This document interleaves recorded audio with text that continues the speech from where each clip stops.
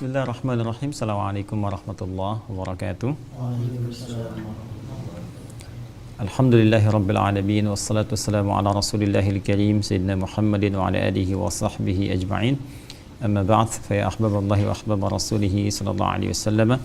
Usi nafsi wa iyyakum bi taqwallahi faqad fazal muttaqun fala tamutunna illa wa antum muslimun. Faqala ta'ala ya ayyuhalladzina amanu taqullaha haqqa tuqatih wa la tamutunna illa wa antum muslimun.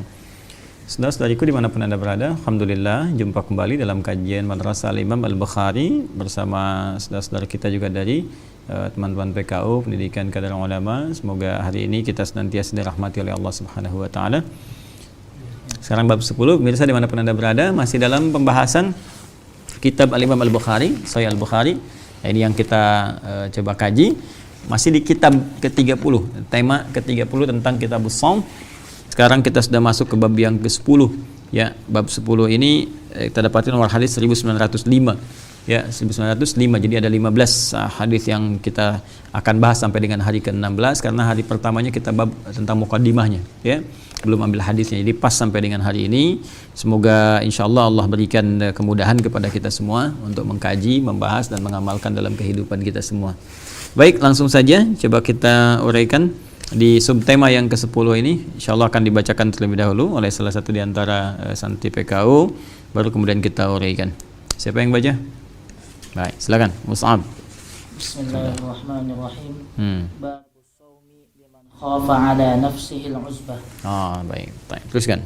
Qala haddatsana Abdanu an Abi Hamzah anil A'mash an Ibrahim an Alqamah qala baina ana amshi ma Abdullah radhiyallahu anhu faqala kunna ma'an nabiyyi sallallahu alaihi wasallam faqala man istata'a al-ba'ata falyatazawwaj fa innahu aghaddu lil basari wa ahsanu lil farji wa man lam yastati' fa alayhi bis-shaum fa innahu lahu wija'un. Baik. Sedekah Rasulullah SAW, dan ini ada di hadis Muslim juga, ya. Di hadis Muslim hadis 1400, ya, dengan redaksi yang atau esensi yang serupa. Baik, mari kita lihat. Bismillah, bab yang ke-10 ini temanya bisa menarik nih, ya. Ini tema untuk karangan para, kita lihat nanti, ya. Jangan kalian masuk di situ nih. Bismillah, babus shaumi. Nah, kan kalau kalian perhatikan, kita semua juga perhatikan teman-teman sekalian, selalu dalam setiap bab itu ada satu harmoni, ya. Ada tampilan-tampilan beda dalam pembuka, kadang menggunakan babun, kadang menggunakan babu, ya. Itu selalu selang-seling, ya. Selang-seling kalau kalian cek di sebelumnya kan babun tuh, ya. Yang 9 babun, ya kan? Dan ke-8-nya babu, 7-nya babun, ya kan?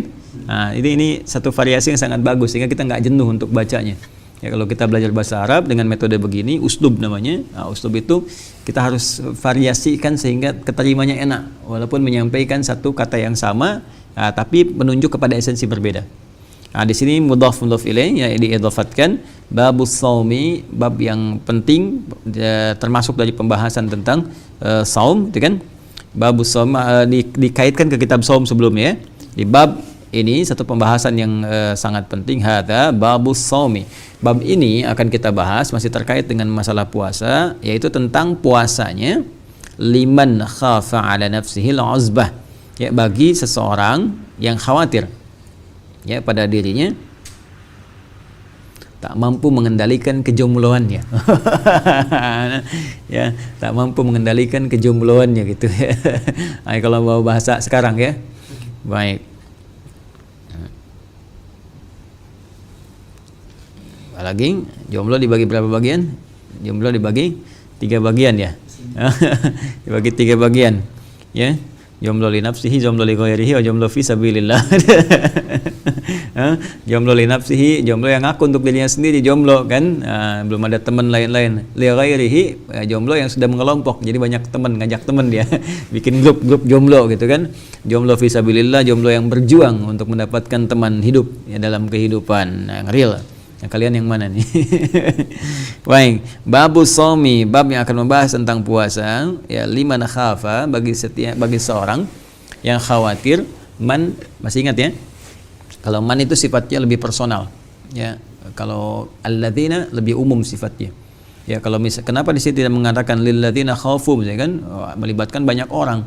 itu kan umum sifatnya. Tapi kalau kita katakan man, personal, walaupun menunjuk kepada siapapun yang merasa, jadi lebih halus kalimatnya, itu kan liman bagi siapapun secara personal. Jadi kalau ada di antara kalian yang masuk dalam kategori ini, berarti hadis ini berlaku untuk Anda, itu kan jelas ya. Nah, siapa orang ini? Khafa 'ala nafsil uzbah, yang khawatir pada dirinya tak mampu mengendalikan kejombloannya, kesendiriannya. Jadi azib itu jomblo. Baik. Jadi maksudnya suasana sendiri, kesendiriannya. Jadi dia masih single, ya, kesinggelannya gitu kan. Masih single tapi nggak bisa ngontrol diri gitu kan. Dan kita lihat nanti bagaimana solusinya. Ini kan sering ditanyakan kan.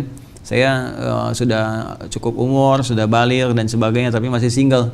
Status masih single gitu kan. Nah sekarang tapi ada kesulitan untuk mengendalikan diri. Apakah ada solusi dalam hukum syariat? Seperti apa solusinya, gitu kan? Baik, mari kita lihat hadis nomor 1905. Qala haddatsana Abdan an Abi Hamzah an al-A'mash an Ibrahim an Alqamah, ya kan? Qala baina ana amshi ma Abdullah, baina ana, ini hadis dari Alqamah kan, beliau menyampaikan baina ana, tatkala aku, dan ada bainama, ada baina, ya. Ada bainama, ada baina. Apa bedanya? Yang satu baina, yang satu bainama. Padahal dua-duanya tatkala juga, ya, tatkala juga gitu ya. Ya kalau bainama itu sifatnya lebih santai. Bainama itu lebih santai. Dan cenderung ada sedikit kepastian dalam apa yang disampaikan tuh. Kepastian yang dimaksudku nggak ada keraguan, nggak ada apa, orang-orangnya tahu sekitarannya gitu kan. Kalian pernah dengar hadis ini nggak? Dan teman-teman bisa menyimak ya salah satu hadis yang disampaikan oleh Imam An-Nawawi yang mengutip hadis Muslim nomor hadis yang ke-8, dikenal dengan hadis Jibril. Di Al-Arba'in itu nomor hadis yang kedua. Ya, masih ingat hadisnya?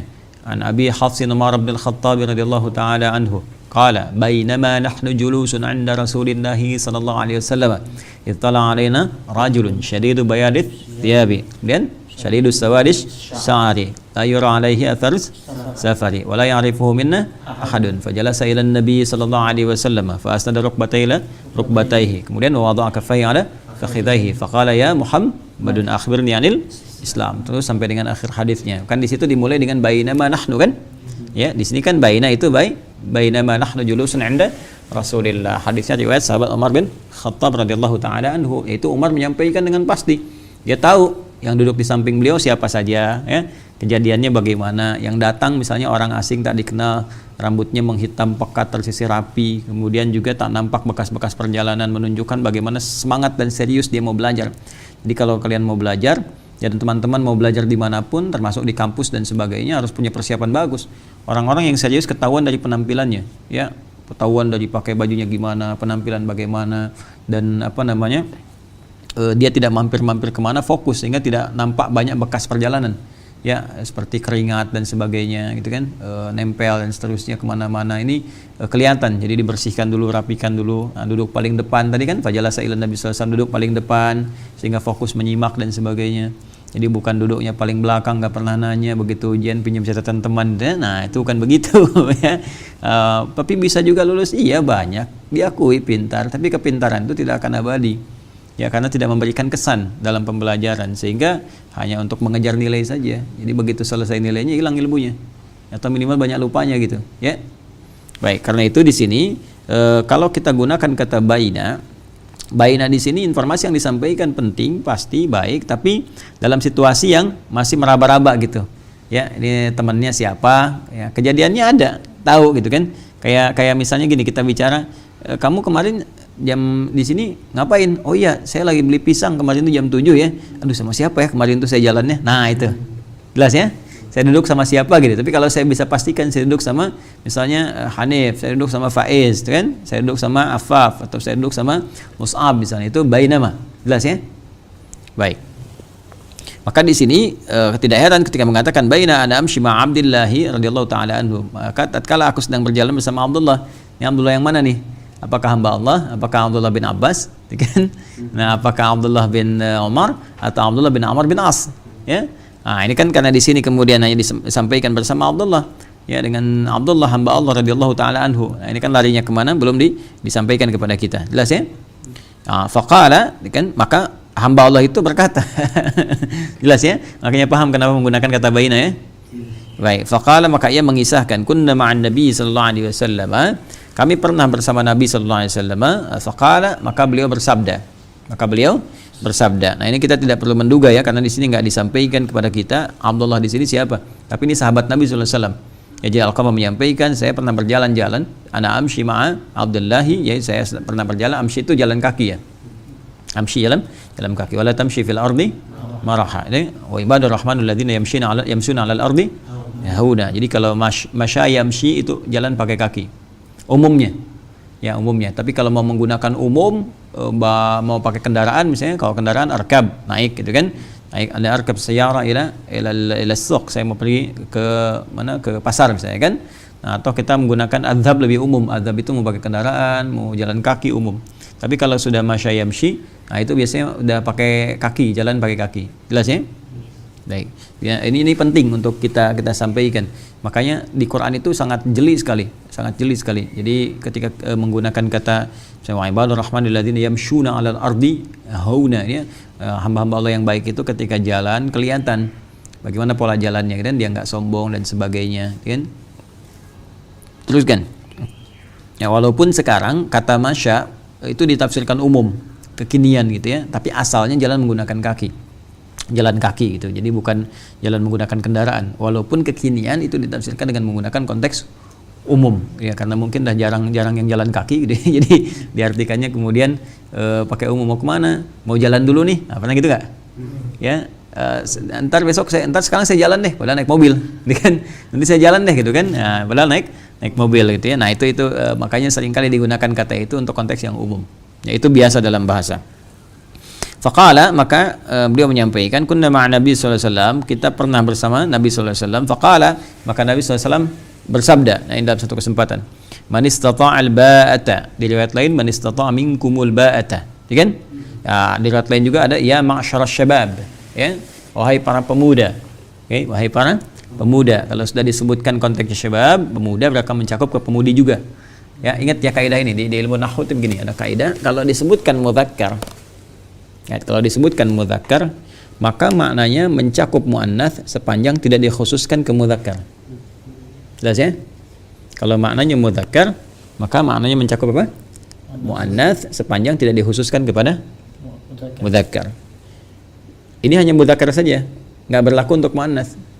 Kalau ada disebutkan dalam bentuk muannats, ya, sebutkan dalam bentuk muannats, maka maknanya khusus muannats dan tidak pernah berlaku untuk mudzakkar. Jelas ya?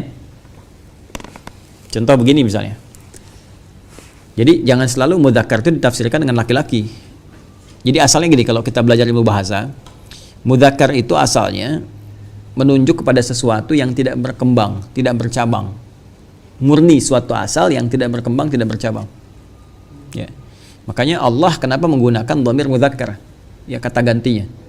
Ya, Allahu la ilaha illa huwal hayyul qayyum. Kenapa menggunakan huwa? Ya, sehingga ada yang bertanya, kenapa pakai huwa Ustaz? Mudzakkar, berarti Allah laki-laki. Waliyadzubillah, jangan membayangkan segala sesuatu terkait dengan Allah. Ya, laisa kamitslihi syai'. Jangan dibayangkan, jangan kita bahas segala hal yang menghadirkan segala hal yang bertentangan dengan sifat-sifat dan keagungan Allah Subhanahu wa taala. Huwa di sini cukup dipahami dengan mudzakkar. Kenapa menggunakan huwa? Karena sifat Allah lam yalid wa lam yulad. Allah tidak beranak, tidak diperanakan, tidak berkembang, ya, dan tidak bersyarikat. Karena itu menggunakan dhamir mudzakkar, tepat secara gramatikal.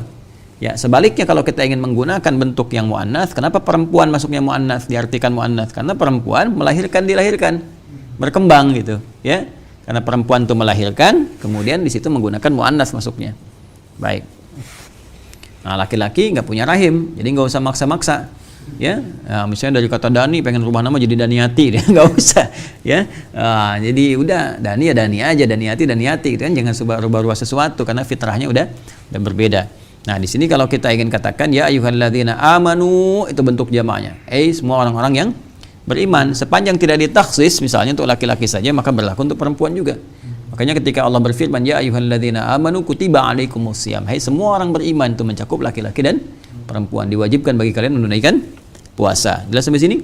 Nah, tapi kalau dikatakan mukminat misalnya kan, atau salihat, Ya, salihat misalnya, salihat di Quran surah keempat An-Nisa ayat 34. Ya, ar-rijalu qawwamuna 'alan nisa bima faddalallahu ba'dahum 'ala wa bima anfaqu min amwalihim. Fas salihatu, ya, fas salihatu qanitatun hafizatun lil ghaibi bima hafidallah. Fas salihatu itu kan untuk perempuan. Muannas jelas, maka tidak mencakup laki-laki. Jelas ya? Nah, jadi kalau kita temukan misalnya kalimatnya untuk umum, mudzakkar, maka sifatnya mencakup keseluruhan. Nah, sama juga di hadis ini, di riwayat lain kan disebutkan, ya ma'syarasy syabab. Ini menunjukkan bahwa Nabi ini jalan-jalan bersama Abdullah di situasi anak-anak muda, milenial banyak. Makanya dalil pengajian boleh di kalangan milenial, ya. Misalnya pengajian milenial, ada pengajian ibu-ibu, pengajian bapak-bapak. Nanti lain waktu kita akan bahas, misalnya di buku saya ada buku namanya yang Al-Majmu', ya, bekal Nabi bagi para penuntut ilmu. Itu Nabi punya jadwal pengajian, ya teman-teman sekalian. Jadi ada Nabi pengajian ibu-ibu, ada ya hari Kamis itu Kamisan untuk pengajian ibu-ibu misalnya. Nanti ada lagi pengajian di kalangan sahabat khusus, pengajian militer, pengajian yang umum. Ada ini di kalangan anak muda. Ya ma'syarasy syabab, wahai para pemuda, termasuk pemudi. Karena ini enggak dikhususkan untuk laki-laki saja. Jelas ya? Jadi ada juga yang untuk perempuannya, hanya ditekankan kepada laki-laki kalimat ini. Kenapa? Karena laki-laki lebih cenderung mencari. Kalau perempuan kan menunggu, ya kan? Ya, walaupun nanti boleh berikhtiar perempuan untuk mendapatkan misalnya bagian dari pasangannya, kita akan lihat. Seperti Sayyidah Khadijah berikhtiar kan? Ya, minta untuk dilamarkan lewat keluarga Nabi Sallallahu Alaihi Wasallam. Ya, ikhtiar kan Sayyidah Khadijah. Jelas ya? Nah, baik. Di sini masuk pada kalimat yang langsung man istata'al ba'ata. Kalau di riwayat lain, ya ma'syarasy syabab man istata'a minkumul ba'ata. Man, siapapun di antara kalian, anak-anak muda. Di sini yang dimaksudkan yang single ya. Single, apa bedanya single dengan jomblo?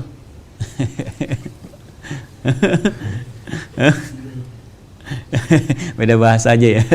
Ntar kalau dibahas terlalu kejauhan tuh ya. Baik. Bismillah. Man istata'al ba'ata. Siapa yang di antara kalian, kan? Ya, ini yang masih single dan istata'al ba'ata, punya kemampuan untuk menikah.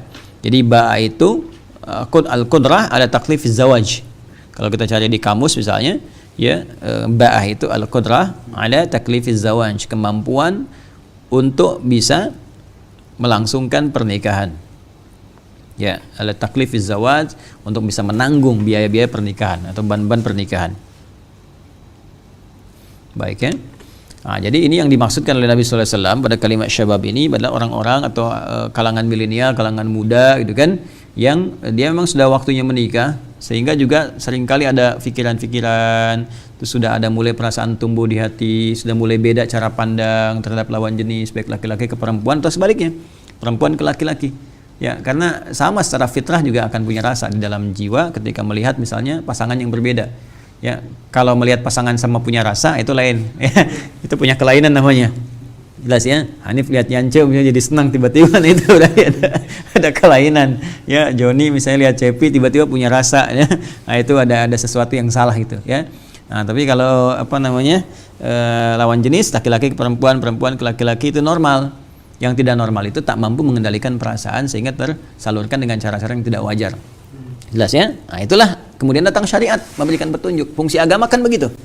Di fungsi agama itu, fungsi syariat memberi solusi dalam setiap ranah kehidupan.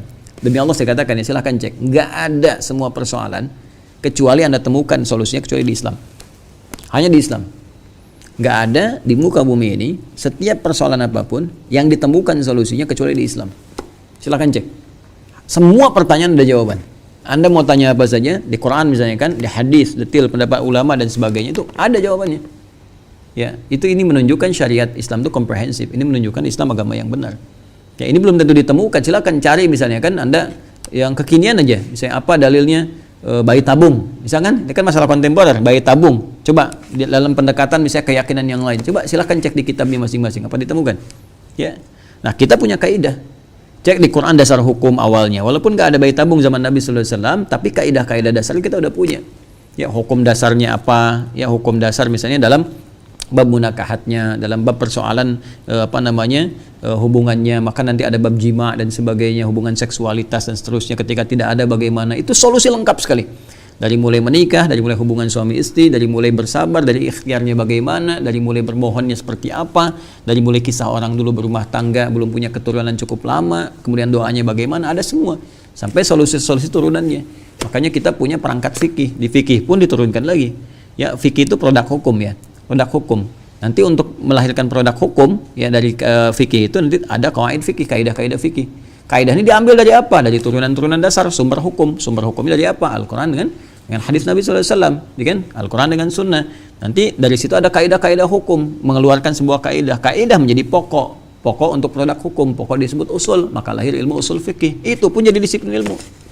Tunjukkan pada saya, misalnya, di mana kita temukan sebuah keyakinan punya rumusan seperti itu. Untuk melahirkan produk hukum, punya kaidah-kaidah hukum, punya dasar hukum, punya sumber hukum. Ya, di Islam lengkap. Ya, maka berbahagia kita bersyukur Allah berikan hidayah kepada kita, dan kita mendoakan ya saudara-saudari kita, dan menghormati yang belum berislam, kita hormati ya. Tidak boleh memaksa untuk masuk Islam, dipaksa ini itu nggak boleh. Tapi kita menghormati sekaligus juga kita menerangkan keindahan Islam dalam perilaku kehidupan harian kita. Jelas ya? Baik, nanti kembali ke sini. Kemudian kita teruskan, man istata'al ba'ata, siapa yang punya kemampuan ya, anak-anak muda baik laki-laki atau perempuan, khususnya di sini laki-laki, karena laki-laki ditekankan di sini karena biasa punya tipikal untuk mencari ya, untuk menyampaikan. Perempuan kan sifatnya umumnya menunggu ya, umumnya menunggu. Yang aktif siapa? Laki-laki. Yang aktif laki-laki, walaupun ada yang gesit juga perempuan, ya kan? Nah, tapi di sini yang aktif siapa? Laki-laki. Kemudian dia punya kemampuan ba'ah di sini. Ba'ah itu khusus. Jadi ada kudrah. Kalau kudrah itu masih umum. Kalau kudrah itu kemampuan fisik biasanya. Ya, kemampuan fisikal. Ana qadir ala an ahmil misalnya hadhil tawilah, hadhihi tawilah ila al-ghurfah. Saya punya kemampuan kok untuk mengangkat meja ini ya ke meja gitu kan, ke dalam apa kamar ya. Nah, itu masih menggunakan kata kudrah. Biasanya kalau kudrah itu kemampuan fisikal. Ya. Tapi kalau sudah ba'ah ini spesifik. Ba'ah itu kemampuan untuk menikah. Jelas ya, makanya di kamus-kamus itu kalimatnya jelas, al-qudrah ala taklifiz zawaj. Nah, maka di sini nanti akan didaftar lagi, nanti didetilkan di hadis-hadis lain kemampuan apa saja itu.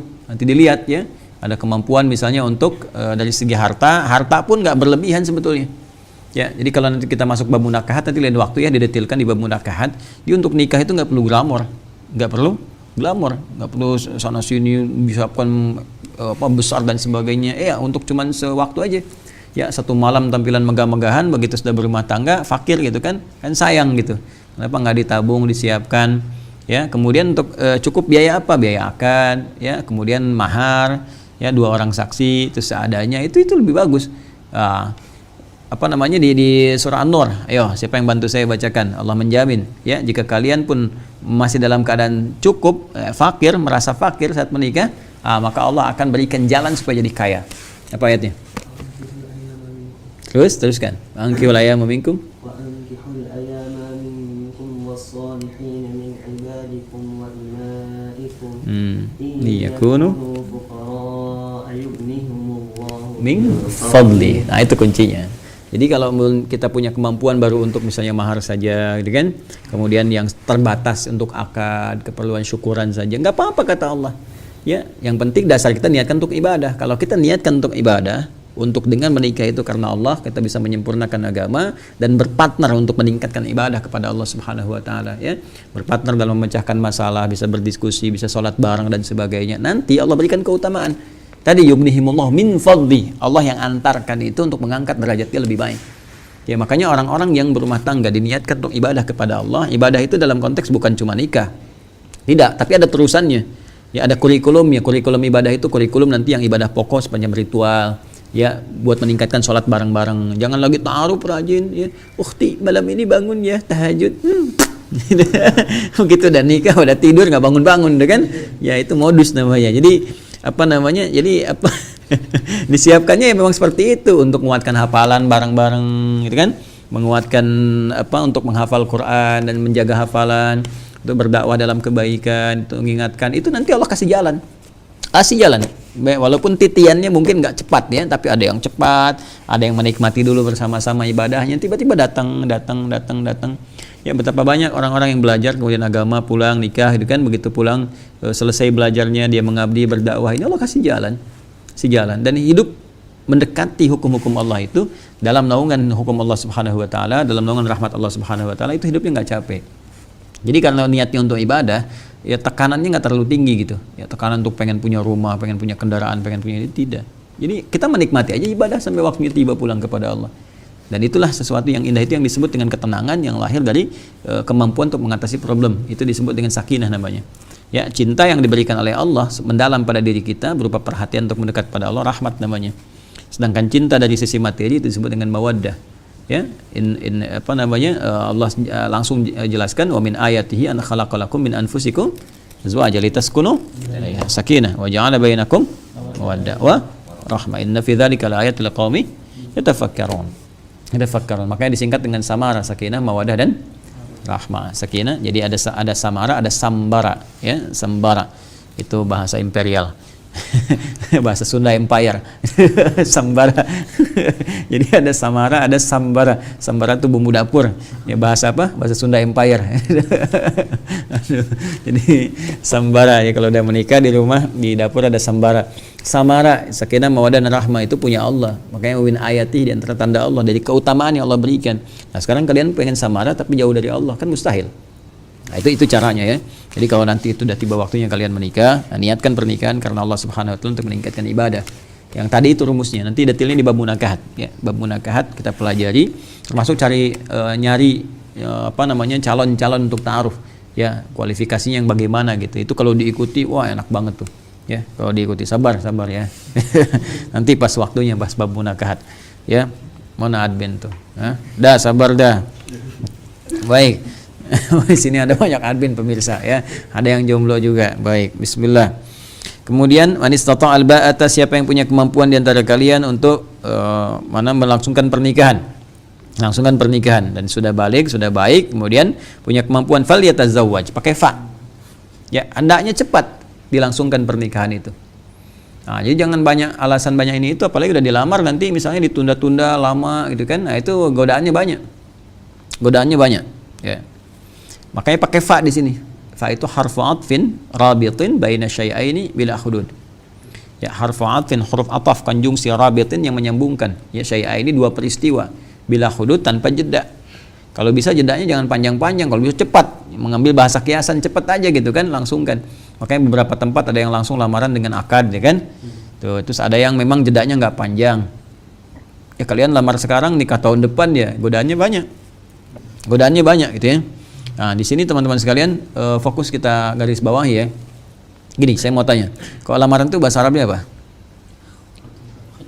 Khitbah, khataba, bisa khataba yakhtabu, khataba yakhtubu, khataba yakhtibu. Ada dua. Ya, jadi bisa khataba yakhtubu, bisa khataba yakhtibu. Baik. Kemudian proses lamarannya disebut dengan khitbah, ya. Itu masdarnya atau isimnya di situ, ya. Ada khitbah, ada khutbah. Apa bedanya? Ya, ada khitbah, ada khutbah. Apa bedanya? Bedanya satu pakai domah, yang kedua pakai kasroh. Khutbah pakai domah, kemudian khitbah pakai kasroh. Jadi khutbah dengan khitbah itu ada persamaan, ada perbedaan. Ya, ada persamaan, ada perbedaan. Biasanya kalau khutbah pakai u itu kalimat yang terang dan jelas disampaikan di hadapan orang banyak. Ya. Fi jam'in ghafirin, kan? Jam'in ghafir disampaikan di hadapan orang banyak. Makanya menggunakan dhammah. Tahu artinya dhammah enggak? Ya, dhamma yadhummu, in dhamma yandhammu, sesuatu yang terkumpul. Ya, makanya kalau menggunakan biasanya kalau dhammah atau turunannya waw asalnya kan gitu, itu menunjukkan sesuatu yang banyak, jama'. Ya, jama' banyak. Kalau kalian belajar fikih lughah nanti, aku masuk fakultas bahasa misalnya, itu dipelajari termasuk harakat. Kalau fathah itu kemana arahnya, kalau kasrah kemana, kenapa laki-laki menggunakan fathah umumnya, ya. Anta, kan, jazakallah, anta asib, gitu kan, jazakallah khair. Nah, tapi kalau perempuan kenapa menggunakan i, anti, kan, anti nisa, kemudian jazakillah khair, kenapa i? Nah, itu ada maknanya. Sukun itu apa maknanya? Tasydid apa? Dhammah apa? Di antara makna dhammah, supaya nggak terlalu luas, di antara makna dhammah menunjuk pada sesuatu yang jamak, umum sifatnya. Makanya kalau kita merubah sesuatu menjadi bentuk jamak, itu ditambahkan waw, sedangkan waw itu adalah tandanya dhammah. Ya, temannya dhammah. Ya, temannya apa? Kasrah. Ya, fathah temannya alif. Itu sudah alif waw ya, disingkat dengan awi. Kan? Awi, alif waw ya. Alif temannya fathah, waw temannya dhammah, ya temannya kasrah. Makanya masuk huruf illat kan, tiga-tiganya itu. Ya, jadi kalau kita kemudian menemukan kasrah, ya itu pasangannya ya pada umumnya. Menemukan fathah pasangannya alif, menemukan waw pasangannya dhammah. Makanya kalau ingin merubah bentuk yang tunggal singular, bentuk tunggal, bentuk mufrad, bentuk jomblo ke dalam bentuk jamak, single ke dalam bentuk jamak, tambahkan waw. Ya, kalau ingin kita kemudian mudzakarkan salim kan tambahkan nun di ujungnya.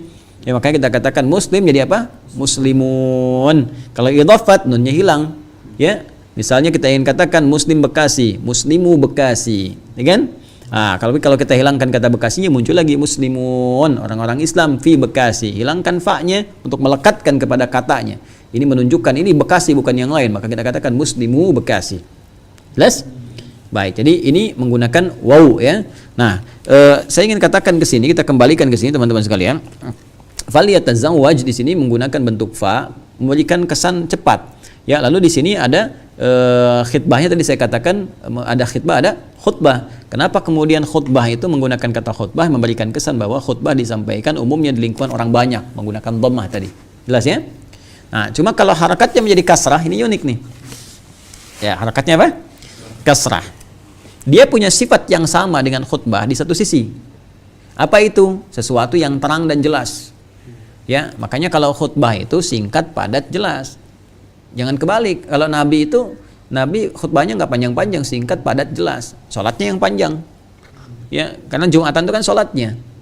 Ya, ya ayyuhalladzina amanu idza nudiya lis-salati min yaumil jumu'ah. Idza nudiya lis-salat, bukan idza nudiya lil khutbah. Ya, idza nudiya lis-salati min yaumil jumu'ati fas'au ila dzikrillah. Khutbah itu untuk memberikan kemantapan kepada jiwa sehingga khusyuk sebelum kita sholat. Jelas ya? Sebaliknya kalau Idul Fitri, Idul Adha kebalik. Ya, khutbah itu untuk memberikan kepada kita ketenangan setelah kita menunaikan sholat, untuk memberikan kesan bahwa ini loh Id itu tiba, kegembiraan itu ada. Ya, makanya dalam Idul Fitri, Idul Adha itu lebih luas sifatnya, tapi dalam Jumat itu lebih padat. Ya, Jumat lebih padat. Sehingga khutbah Jumat sampaikan dengan singkat, padat dan tepat. Ya, ada kaidah mengatakan, ini terambil juga dari riwayat dari Nabi sallallahu alaihi wasallam, bahwa orang-orang yang faqih, ya, orang-orang yang paham ilmu itu akan terlihat ya khutbahnya singkat dan sholatnya panjang. Dan ada beberapa kalangan menyampaikan, kalangan ulama yang sampai kepada kita riwayatnya akan ada satu masa kebalik nanti, khutbahnya panjang, sholatnya singkat. Ada banyak sekarang kan, khutbah setengah jam, sholat 3 menit gitu. Dibaca Al-Ikhlas sama Al-Kautsar gitu kan. Rumus cepat taraweh dimasukkan ke dalam Jumat dalam rumus Jumat. Nah, itu yang terbalik ya. Nah, khitbah juga punya persepsi yang sama. Khitbah itu kenapa disebut khitbah? Dari seakar dengan kata khataba, punya persamaan dengan khutbah, sama-sama disampaikan dengan singkat, padat, jelas. Nah, sehingga kalau mau melamar singkat aja. Ya, padat aja kalimatnya dan jelas, jangan kemana-mana. Oh, kalian pantun dulu 3 lembar, terus dari pantun kemana-mana, terus dijawabnya apa? Silahkan menjawab, saya belum tahu ya apa yang mau Bapak sampaikan tuh, rasanya belum jelas gitu. Jangan sampai begitu. Ya, kalian datang aja, kami datang kemari ingin melamar anak Bapak yang bernama misalnya Fulanah binti Fulan, selesai. Ya, diterima Pak, alhamdulillah. Tidak diterima ya Bapak istighfar lah, udah jauh-jauh kami kembali ya Mas. Contoh, diterima alhamdulillah, tidak diterima kami doakan supaya diterima. Semoga Allah lembutkan hati Bapak Ibu sekalian.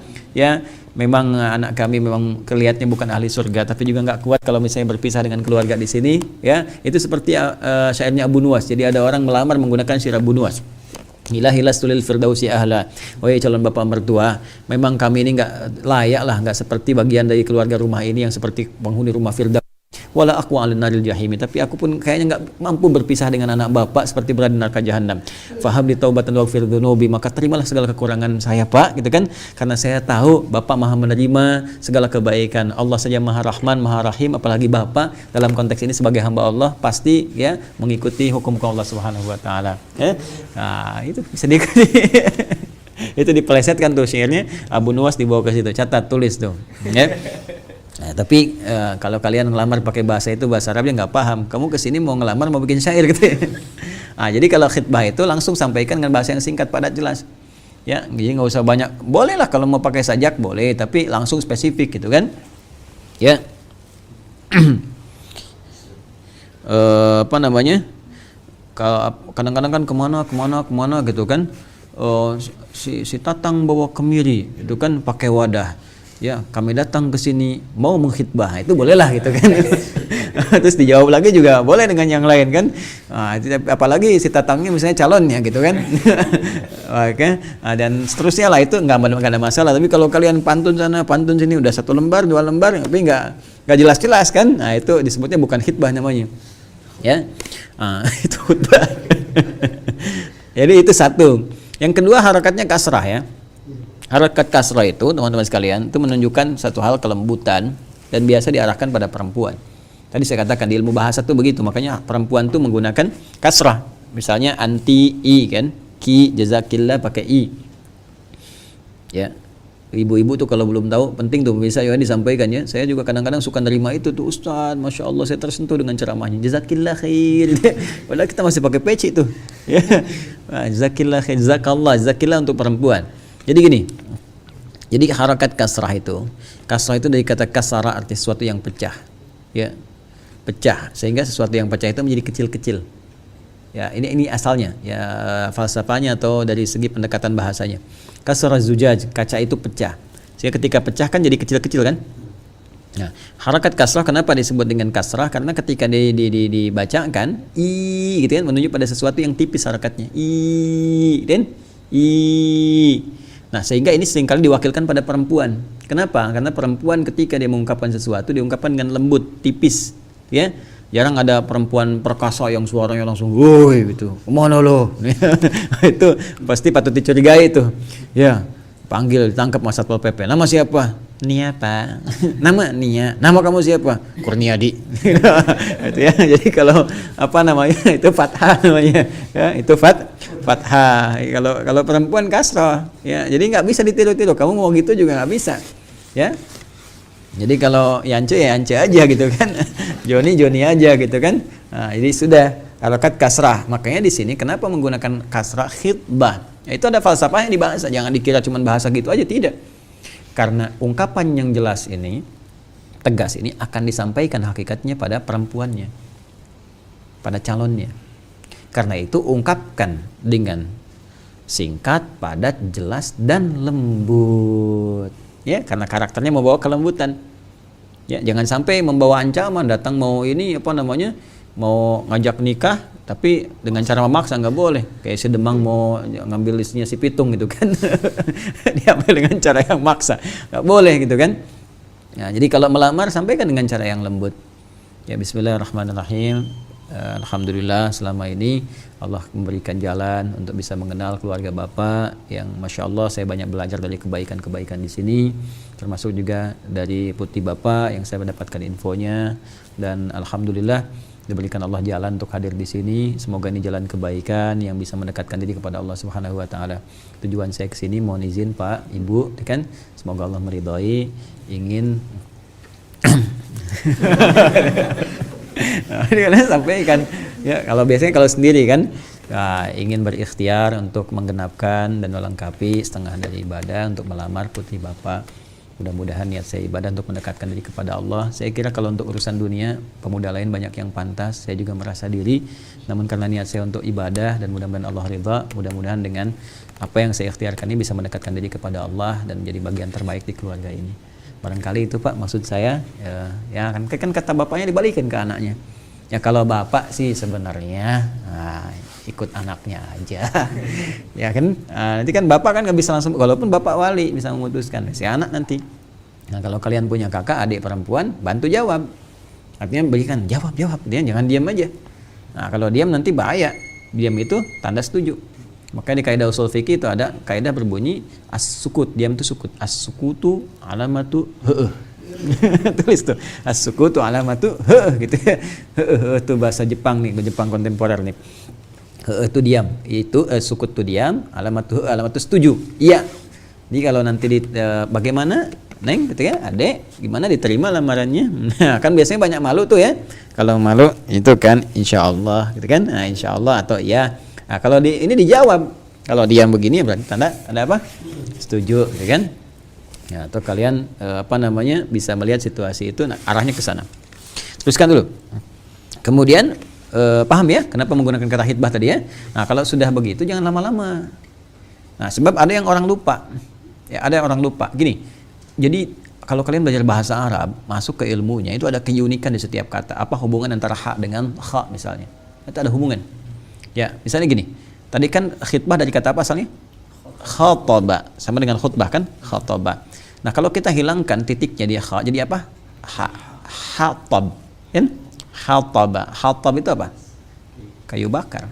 Ya, hammalatal hatab. Gitu kan? Hammalatal hatab. Tabat yada abi lahabin wa ma aghna anhuma kasayasna naran talahab wa imra'atuhu hammalatal hatab. Hatab itu apa? Kayu bakar. Bukan sekedar kayu bakar, kayu yang mudah terbakar. Hatab, kayu yang mudah disulut. Kayu yang mudah disulut. Kalau bakar kayu pakai apa? Pakai api jelas. Nah, saya mau tanya sekarang, apa makhluk yang diciptakan dari api?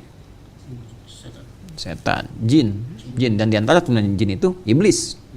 Iblis itu dari jin asalnya, jin yang menyimpang. Dalilnya Quran surah ke-18 Al-Kahf ayat 50.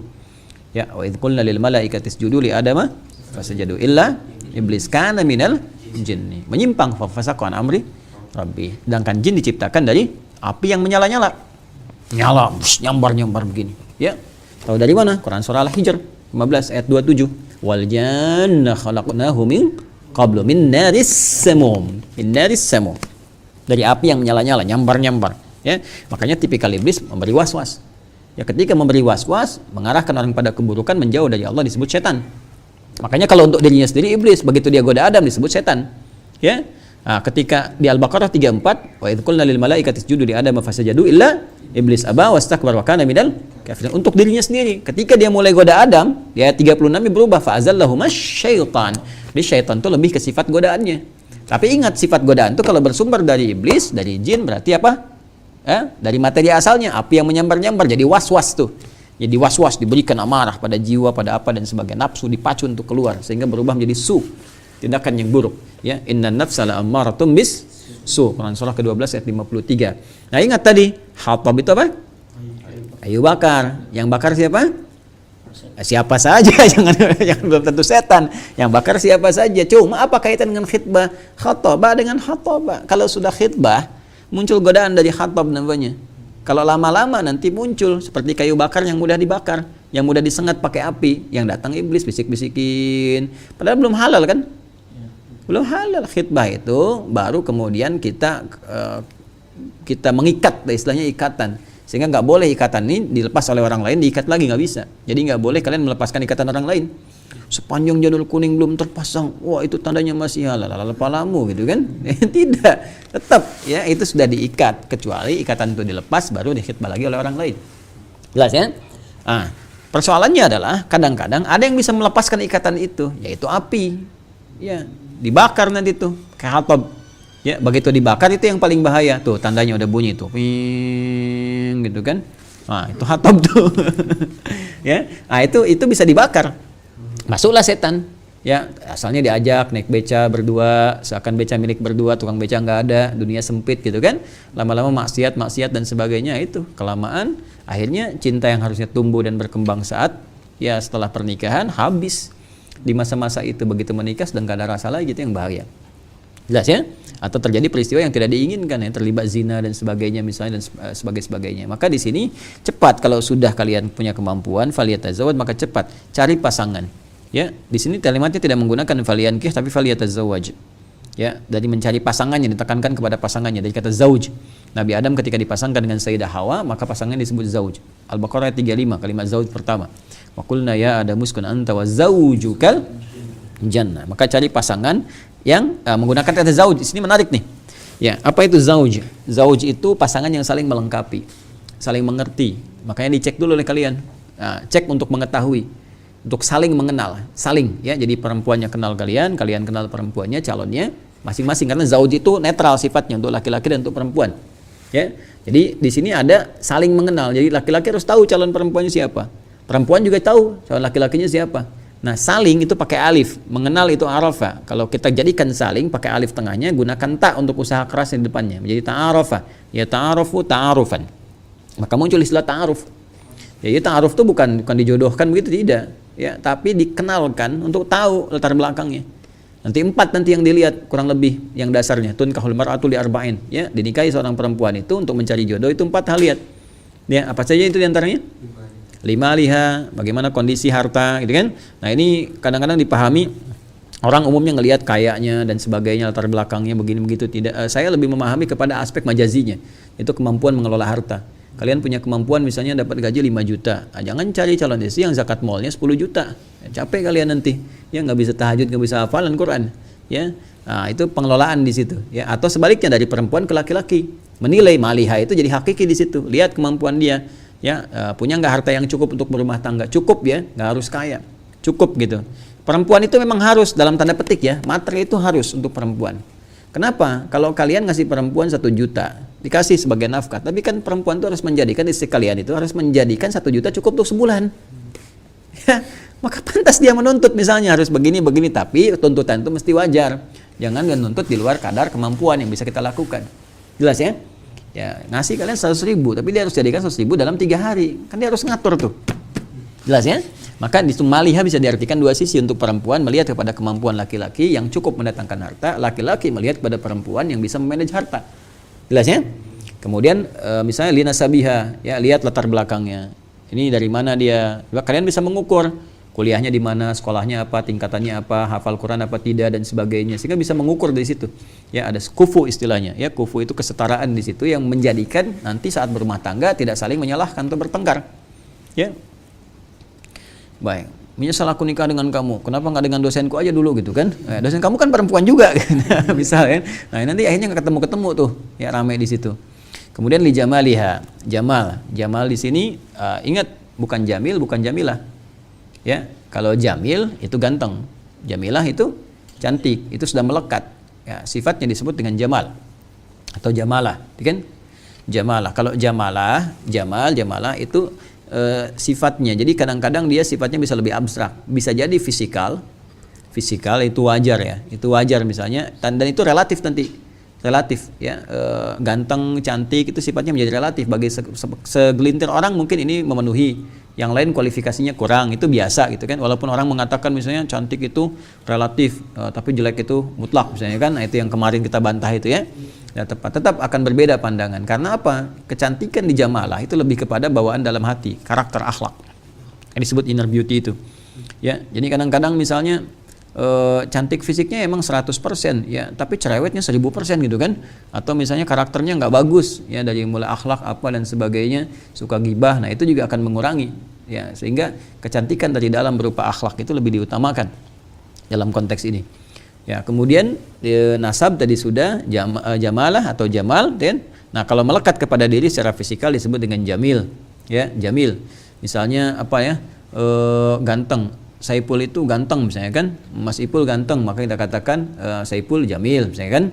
Nah, apalagi misalnya kalau perempuan jamilah, ya, siapa lagi misalnya Nisa itu jamilah gitu kan, dan sebagainya, bisa kita sampaikan ke sana kalau untuk mengikat sifat-sifat itu. Tapi jamalah tadi sesuatu yang lebih diartikan menurut saya ke fisikal, walaupun secara fisiknya juga dilihat fisik ya, ke suasana inner beauty.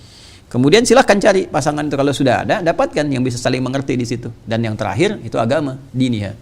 Ya, kalau sudah dapatkan kalian misalnya calon, oh ini agamanya bagus, hafizah, bagus, taat, baik, yang gak banyak tuntutan, masya Allah. Atau sebaliknya, ya yang akhwat juga cari laki-laki yang baik, misalnya kan, masya Allah kelihatan akhlaknya, hafalan Qurannya, sholatnya dan sebagainya. Itu taribat yadak. Kata Nabi akan beruntung kalau dapat yang begitu. Ya akan beruntung. Ya, jangan yang akhwat, hati-hati ya. Jangan sampai ada di sini, termasuk wajah-wajahnya ngeliatin juga nih. Sini ya. Kalau nanti ada yang modus tiba-tiba, kamu di mana Talim? Aku jemput aja pakai motor ya. Enggak usah itu. Modus itu. Ya. Kalau belum nikah jangan. Ya, aku enggak butuh motornya, aku butuh BPKB-nya aja gitu. Ya, buku pernikahan kita berdua. Kamu mati amat tidak? Bukan buku pernikahan kita berdua. Kalau sudah ada pakai itu silahkan. Ya, bawa aku sampai ke surga juga aku ridho. Masya Allah. Gitu ya, catat tuh. Fa innahu aghaddu lil basar, sungguh yang demikian itu teman-teman sekalian akan bisa mencegah kepada pandangan. Jadi kita kalau sudah menikah punya pasangan sendiri, nah itu bisa meminimalisir lihat-lihat pasangan orang lain. Jelas ya? Nah, walaupun nanti dalam prosesnya harus dilatih. Kalau nggak dilatih dengan latihan-latihan kasih sayang, latihan-latihan saling memperhatikan, nah itu bisa rawan juga nanti. Ya, punya istri sendiri tapi lihat-lihat status seseorang, ya repot juga tuh. Wa ahsanu lil farji, dan menjaga kepada kehormatan diri, ya maksudnya tidak selingkuh, tidak berzina di sini, ya. Wa man lam yastati, nah ini dia kaitan dengan puasanya. Wa man lam yastati, dan siapa yang belum punya kemampuan untuk mewujudkan itu sambil dia berikhtiar, kan? Sambil dia berusaha, fa alaihi bisawm, maka hendaknya ia apa? Menahan dengan berpuasa. Fa innahu lahu wijaun, maka yang demikian itu dapat mencegah dia dari perbuatan-perbuatan yang didorong oleh nafsu tadi. Apa maksudnya? Begini. Kalau orang sudah punya kematangan secara fisik ya, kalian misalnya muda nih, sudah mimpi, sudah mulai balik, sudah macam-macam, pasti punya kecenderungan. Ya, punya rasa suka, punya ketertarikan dan sebagainya, dan itu rawan dimanfaatkan oleh setan. Ya, rawan sekali. Pikiran dimanfaatkan oleh setan, was-was datang dan sebagainya. Nah, tapi dalam saat yang bersamaan saya kira ini belum punya kemampuan lah untuk menikah. Misalnya kan kuliah belum selesai, gitu kan? Atau di sini belum ada, kita mencari untuk pendapatan ya, untuk cukup untuk biaya nikah dulu. Nah, sambil mencari itu untuk menahan tadi, untuk mengalihkan kepada yang lain dan mengendalikan was-was setan, maka yang paling bisa diandalkan itu dari ibadah itu adalah puasa. Saum, karena saum itu memang puncaknya untuk kita bisa mengendalikan nafsu di situ. Ya, jadi saum itu kan punya 3 keistimewaan. Yang pertama, meningkatkan ibadah kita kepada Allah. Makanya orang puasa itu yang sunnah-sunnahnya naik, jangankan yang fardu, ya kan? Yang kedua, dia mencegah maksiat, mengendalikan nafsu. Makanya kalian cek silakan, orang puasa itu kan ya sejelek-jeleknya orang kalau puasa itu jeleknya libur dulu perilakunya. Ya, coba kalian cek tuh. Ya, koruptor itu kalau sedang puasa bisa liburan dulu. Nggak korupsi dulu, takut dosa. Ini dia nggak mikir kalau nggak puasa pun dosa juga gitu ya. Tapi saat puasa ini minimal orang takut batal puasa. Ya, yang nggak libur mungkin buzzer ya. Bazzaro yubazziru tabdziran fahuwa mubadzir padaka buzzer gitu ya. Buzzer nggak libur tuh ya, nggak pada puasa mungkin. Jadi ya, kalau sudah seperti itu bahaya itu. Jadi kalau kita misalnya dapatkan dalam suasana puasa, tekanan kepada maksiat itu tinggi, sehingga bisa merubah karakter dengan lebih cepat. Ya, yang ketiga ada toleransi. Jadi sifat saling sosialnya tinggi. Ya, makanya dalam suasana puasa ini orang gemar berbagi, gemar menolong, ya, gemar saling kemudian untuk saling melengkapi. Itu 3 keutamaan puasa. Nah, demikian pula karena konteks dalam kita melakukan pernikahan itu sebelum menikah banyak godaan-godaan, maka yang bisa menahan godaan itu dan mengendalikannya adalah puasa. Maka kata Nabi di sini ya, dalam kaitan konteks dengan Ramadan, ya, dalam kaitan konteks dengan puasa, khususnya Ramadan pada saat ini, Ramadan bisa meningkatkan ketakwaan kepada Allah, sehingga di antara godaan-godaan kehidupan untuk para jomblo, kan, para milenial yang belum nikah, yang ada godaan-godaan, seharusnya bisa dikendalikan. Jadi begitu selesai puasa bisa lebih baik, bisa mengendalikan diri, jangan sampai lihat tayangan-tayangan yang tidak bagus, yang erotis, yang jorok, pornografi, porno aksi. Sekarang banyak tuh, kalian buka video ngaji, cuman ada pancingan, ya kan? Tiba-tiba tulisannya snack video, diklik aja kan, tahu-tahu kotor, besoknya nggak sadar, ya, lihat-lihat tampilin, Ustaz Adi kok gimana sih ngaji tapi iklannya snack video. Ya, itu kebiasaan Anda, Cepi, ya, karena algoritma YouTube itu mengikuti kebiasaan, apa yang diklik itu yang muncul. Ya, kita makan taklim aja, ngajar aja gitu kan, cuman karena orang kan kebiasaan ngeklik kemana atau pernah ngeklik ke situ, munculnya itu, jadi kembali ke masing-masing.